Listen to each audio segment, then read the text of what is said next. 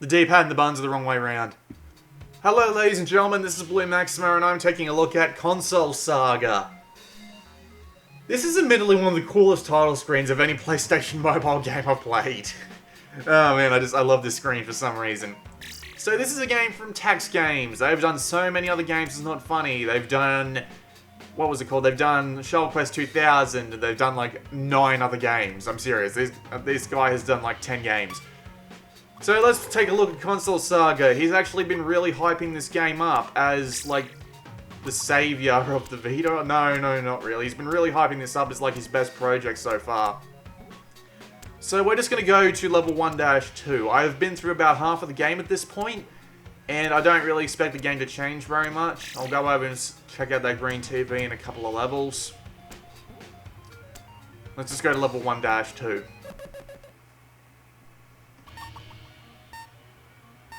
Alright, so how this game works is you are the console.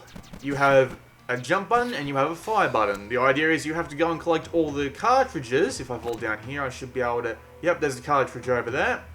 You have to go collect all the cartridges, which unlocks a TV, which you can then use to get to the end of a level. There are also pages hidden around the levels. You find all the pages, and I'm not really sure if it does anything, but whatever. You also have a grappling hook button, as you could see by the use of the circle button. Clever use of the grappling hook is required in order to move about the levels effectively. There's also jump pads and enemies.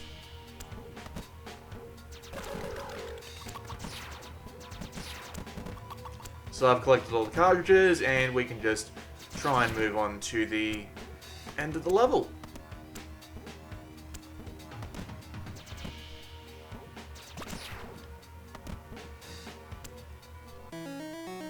And that was a quick look at Console Saga. Thank you very much, ladies and gentlemen. Also, no, I wouldn't do that to you. So, this game actually has a couple of problems I'd really like to draw attention to. Let's just move on to level 1-3. First thing, for the most part, this guy controls okay, but for some reason that I really can't comprehend, he has a really small turning angle, and it takes him a little while to get turned around. He's really slippery, is what it kind of feels like. Even in the air, it feels like he's really slippery. So, it's not very comfortable to control, to be perfectly honest. He just takes a minute to turn around in midair, and it really makes me second guess every single move I'm going to make, and I end up failing anyway, because the movement just feels really sloppy under my fingers. It doesn't feel as instant as it needs to be. And it's especially a problem when this game is actually has a time attack mechanic where you want to finish levels as quickly as possible because that's one of the level goals. So, having that little slippery thing there has actually led me into a ton of... Okay, that was definitely my fault. Having that slipperiness to the character actually makes me not like this game very much because the slipperiness just... It makes it hard to be a good platformer when you're slipping all over the place. Just all the time. Also, this enemy set never really changes. It's just the same few enemies every now and again, at least for the first 2 worlds. It's just the same couple of enemies. They introduce a couple of new ones like thwomps and what was it? Just some lasers that come out eventually, but it's not the best. To be fair to Tax though, this grappling hook is satisfying as hell. It is really fun to swing around on this thing, and to be fair, if Console Saga was just like time trial swinging, like take the race mechanics or something from Spider-Man 2 and just use them, then I would be absolutely fine with this game, to be perfectly honest. Just call it Swinging Saga and make it just have to have something to do with this. Unfortunately though, you cannot pick up speed while you're actually in a swing. Like, no matter how hard you try, you cannot pick up any sort of speed, and that kind of annoys me. Also, there's something kind of ridiculous about this game. It has lives. Like, even on the normal levels, it has lives. They feel entirely needless. Because you are playing as...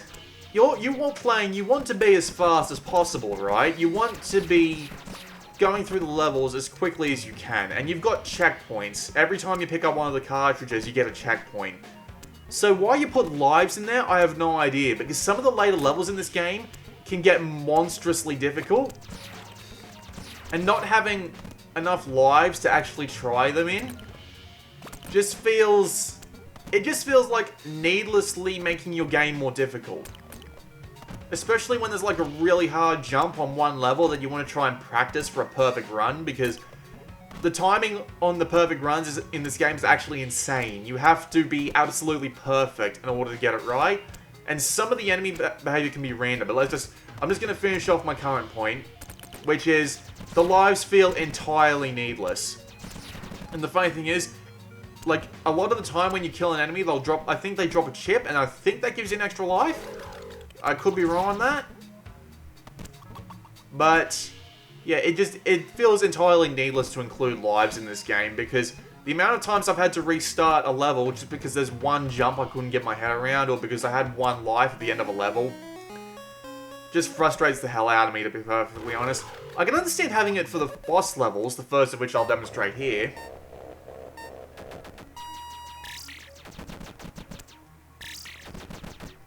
I can understand having the lives of the boss levels, but in the levels where you have checkpoints and the idea is that you want to be as quick as possible. God, I hate that attack. It just comes in so quickly and you can't get it out of the way. But having it on levels where you're already clocked on your time and all that seems a little bit needless. Yeah, I wasn't getting out of that. He was coming down too quickly. The bosses in this game, or at least the two that I've fought so far, have been the same thing, just with a different series of attacks. He just floats around and you have to dodge the attacks that he throws down and shoot him. And just eventually he gets, you know, eventually he just explodes. It's nothing particularly major.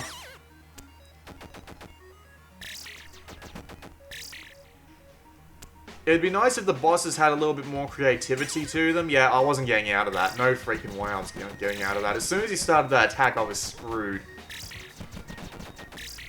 And I've noticed some minor problems with levels where if you... I'll just get out of this level. Because, yeah. Let's just move on to another level. It's pretty obvious what that's going to continue to be. I've noticed some problems with levels where... if you fail to make a single grappling hook jump, you get thrown back several seconds because you have to backtrack a lot. That was always one of my... God damn it. That was always one of my personal peeves with game design. Just because you fall down into a small pit but you can't get out because you have to backtrack to somewhere where you can actually... God damn it, I hate those barriers. You actually fall down to an area that you can't get back from. And to be fair, if you get thrown back to like the very first checkpoint, you have to restart the level if you want your timer to reset for the time trials. Every level has 3 sets of objectives. Get to the end, get all the pages, which I've picked up a couple of in this level already, and get under a specific time. There is one bug that'll screw you up though. Alright, so I'm going to leave the timer on black. What I'm going to do is I'm going to pause it at exactly 60 seconds.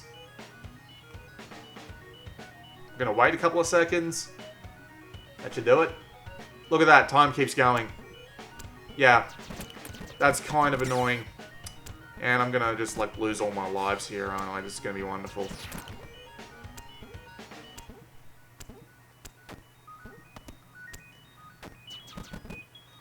Give the game credit though, I absolutely love its aesthetic. Like the glitching in the background is really cool. I really like the idea behind that. Such a cool little miscellaneous detail, and you can actually turn it off. You can actually turn the music completely off. And you can also turn on and off some scan lines, but they make such a little difference. I'm just going to leave them on anyway. See, the glitches are completely gone now. Let's just turn the glitches back on. Also, yeah. I'll move on to the next level, because why not?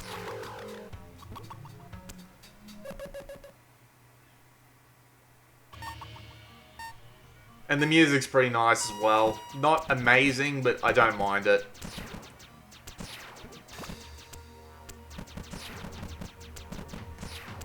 screen's just turned off, sorry.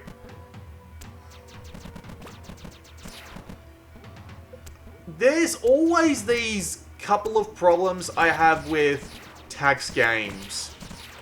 It feels like the same problem every time. Oh yeah, and by the way, I don't know the fastest way to get through this level, because either you have to stand there and blow the shit out of that, or get an absolutely perfect swing and work your way up there. Meanwhile, you're actually getting blocked by that. Yeah, it's kind of hard to find the fastest ways through these puzzles sometimes. I get it's supposed to be a puzzle, but still, it feels a little bit overly hard. That's always the problem I have with tax games, admittedly. He usually has some really good ideas. Some really good ones, like Shuttle Quest 2000, like doing the sort of like Monster Hunter style crafting with spaceships in a 2D Game Boy sense. That's absolutely freaking genius. And I would have really liked that game if it just had a little bit more to it. And this game just has a couple of mistakes. Like, I'm just failing here because I'm really not focusing that much. Like most of the tax games could be massively improved if they just went back to the drawing board for a while. And definitely with this one. I mean, the platforming would feel a lot better if he didn't skid all over the place. In fact, this entire game would be a ton better if he just focused on the swinging mechanic. I'm just having fun swinging around like this. It feels so satisfying for some reason, and I cannot tell you why. It really feels like a nice mechanic to base an entire game around. And it feels like it's just been lowered in priority in this game because most of the time you're just you're swinging enemies. You're shooting enemies. It's a shame, really. Lives feel like a complete waste of time in this game because you've already got a clock that you're being punished by having low scores anyway with.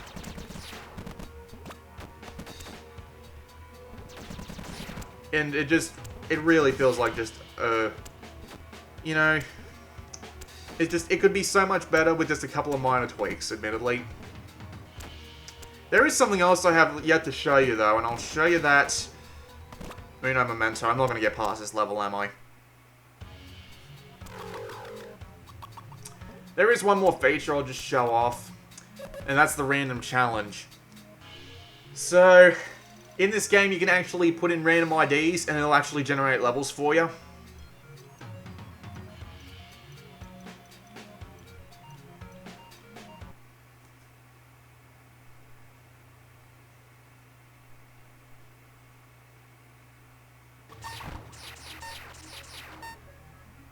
The odd thing about these randomly generated levels is the few that I've managed to actually try is that the levels are usually really long with one cartridge at the very beginning for a checkpoint. I don't know whether this is actually some sort of limitation in the part of the game.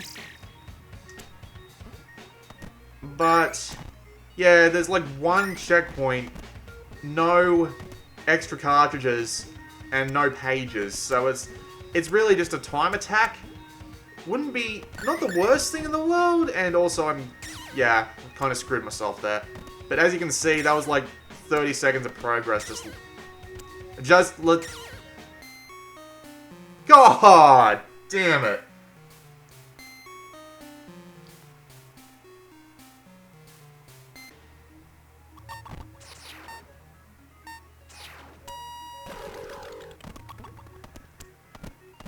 Yeah, see, like, a level like this is really satisfying to swing through. Just because there's all sorts of random things, and you could honestly turn this into a game where it's just swinging. And seeing if you can avoid obstacles and, like, make the main mechanic swinging and not the platforming or the shooting. Make it the swinging, and I really can't do this more than once, can I? Good lord.